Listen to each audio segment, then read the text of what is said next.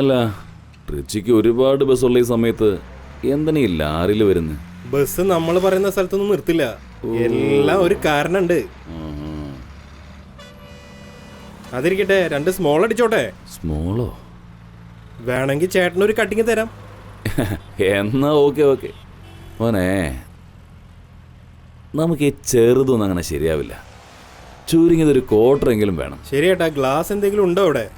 അവിടെ നോക്ക്, എല്ലാ സാധനവും അവിടെ ഉണ്ടാവും. അതിൻ്റെ പിന്നിൽ അച്ചാറുണ്ടാവും, വെളുത്തുള്ളി അച്ചാർ. അത് എടുത്തോ, നല്ല കോമ്പിനേഷനാ. അനിയ ഒഴിക്കുമ്പോൾ ഒട്ടും കുറയ്ക്കണ്ട. കഴിച്ചിട്ട് 2-3 ദിവസമായി. ചേട്ടാ ഇത് പിടിക്കേ, എൻ്റെ അടിക്കാണ്ട്. അങ്ങനെ തിരക്കൂടില്ലടാ, വണ്ടി ഓടിച്ചോണ്ടിരിക്കല്ലേ, വെള്ളമൊക്കെ വെച്ചിട്ടില്ലല്ലേ? കുടിക്കേ. ആ, ഈ റൂട്ടിൽ എത്ര വർഷമായിട്ടാ വണ്ടി ഓടിച്ചോണ്ടിരിക്കണേ? ഏകദേശം ഒരു 6 വർഷത്തോളായിട്ടുണ്ടാവും. എന്താ ചോദിച്ചേ? എല്ലാം ഒരു കാരണമുണ്ട്. എല്ലാത്തിനും നിനക്കൊരു ഉത്തരവുണ്ടല്ലോ. ശരി, ഇതാ അവിടെ ടോർച്ച് ലൈറ്റിന്റെ വെളിച്ചം കാണുന്നില്ലേ? അവിടെ മെല്ലെ വണ്ടി ഒന്ന് സ്ലോ ആയിക്കോ. ഓ അത് ശരി, അപ്പൊ അതായിരുന്നു ആവശ്യല്ലേ? ചേട്ടനല്ലേ കാരണം ചോദിച്ചേ? എല്ലാം ഈ കാരണം തന്നെ. ഇതിനു വേണ്ടിയാണ് ഹൈവേയിൽ ലോറിയിൽ വരുന്നത്. ഇപ്പൊ മനസ്സിലായി. ഇതാ കണ്ടില്ലേ, മുഖത്തേക്ക് ടോർച്ച് അടിച്ചുകൊണ്ട് റൈറ്റ് പറയുന്നത് കണ്ടില്ലേ? 2 പേരിൽ കാണിച്ച് 200 രൂപ എന്ന് പറയുന്നത്. അതൊക്കെ ഓക്കെയാണ്. ചേട്ടൻ വണ്ടി നിർത്ത്. ഓ ഇവന്റെ ഒക്കെ ഒരു കാര്യം. അത് ശരി, ചേട്ടൻ വരുന്നില്ലേ? അനിയാ, ഇതൊക്കെ നീ പറഞ്ഞിട്ട് വേണോ? ഞാൻ സ്ഥിരം വണ്ടി നിർത്തുന്ന സ്ഥലമല്ലേ ഇത്. നമുക്ക് ഈ ആദ്യത്തൊന്നും ശരിയാവില്ല. ആ 3ാമത് നിൽക്കുന്ന ആളെ കണ്ടോ? അതാണ് നമ്മുടെ സ്ഥിരം പാർട്ടി. അത് ഭയങ്കര ഡിമ്മാണല്ലോ. മൊത്തത്തിൽ കൊള്ളാം. ഒന്നും കൂടെ ഒന്ന് നോക്കാം. പോയാലോ?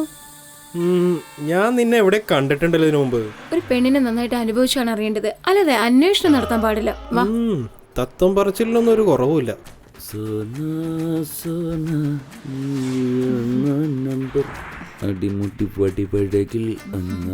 ഒന്ന് പോന്നേ, കുറെ പ്രാവശ്യം ഈ അഴക് കണ്ടതല്ലേ, പിന്നെന്താ ഇതൊക്കെ എത്ര കണ്ടാലങ്ങ് മതിയാവോ? അല്ല, തന്റെ പേരെന്തെന്നാ പറഞ്ഞ? പുലി. പുളിയെന്നോ? കുരുകളഞ്ഞ പുളിയാണോ അല്ലെങ്കിൽ കുരുള്ള പുളിയാണോ? തമാശ. പുലിപ്പാണ്ടി. പുലിപ്പാണ്ടി. എങ്ങനെയാ പുലി പായുന്നേന്ന് നമുക്ക് നോക്കാം.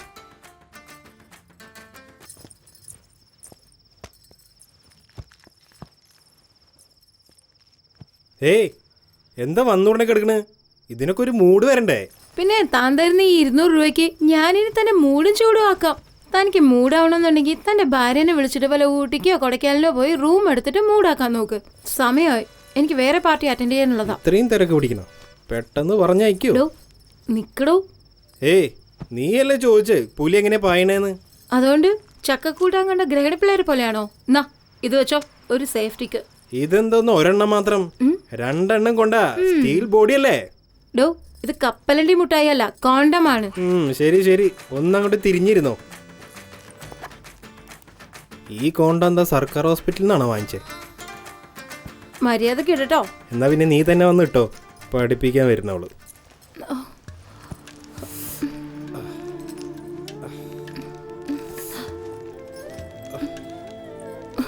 ഡോ, നഖം കൊണ്ട് മാന്തല്ലേ.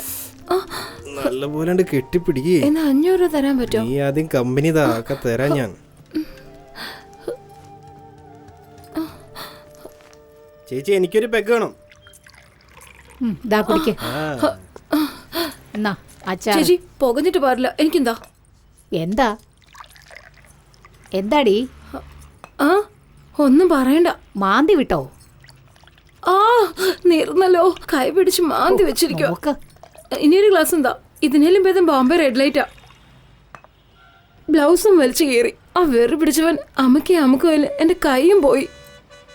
എന്റെ ഈശ്വര, എന്തു പറയാനാ. എടി തന്നെ, അവിടെ എന്താ ശബ്ദം? വന്ന പണി വിട്ടിട്ട് അവൻ എന്നെ കടിക്കുന്നു.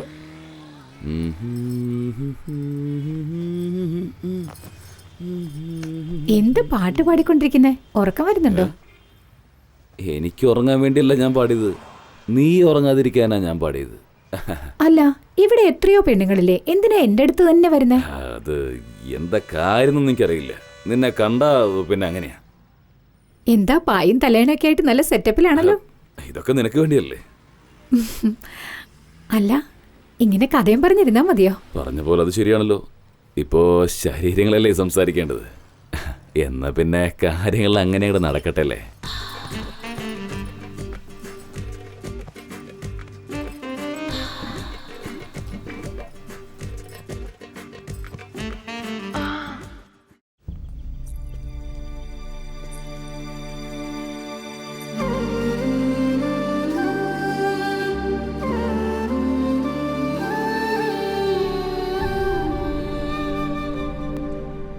കവിത മലയാളത്തിന് 100-100, ഇംഗ്ലീഷിൽ 100-100, കണക്കിൽ 100-100, സയൻസിൽ 100-100, ഹിസ്റ്ററിക്ക് 100-100, 500-500.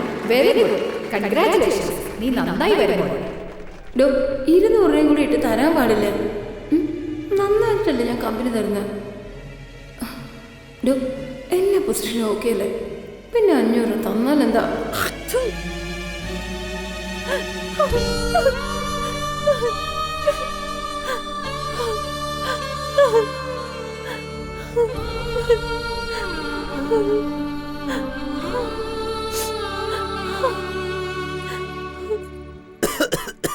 അസുഖം ഭേദമായി അച്ഛാ?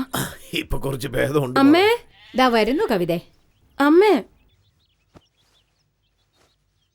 എന്നമ്മ എല്ലാം ഞാൻ വാങ്ങിച്ചിട്ടുണ്ട്. നോക്കിയും കണ്ട് ചെലവ് ചെയ്യണേ. ശരി. ഇന്നത്തെ കളക്ഷൻ കുഴപ്പമില്ലായിരുന്നു. അയ്യോ, എന്താ മോളെ ഇത്? എന്താ ഇങ്ങനെ മാന്തി പറിച്ചിരിക്കുന്നേ? അമ്മ എന്താ ഇങ്ങനെ ചോദിക്കുന്നത്? വരുന്നവന്മാരൊക്കെ മനുഷ്യനാണെങ്കിൽ കുഴപ്പമില്ല, എല്ലാവന്മാർക്കും മൃഗത്തിന്റെ സ്വഭാവമാണല്ലോ.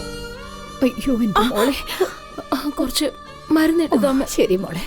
എന്നാ ഈ പൈസ വെച്ചോ, എന്നിട്ട് അച്ഛനെ ഹോസ്പിറ്റലിൽ കൊണ്ടുപോയിട്ട് മരുന്ന് വാങ്ങിച്ചു കൊടുക്കും. ശരി മോളെ, ഞാൻ നിനക്ക് പെരട്ട മരുന്ന് കൊണ്ടുവരാം.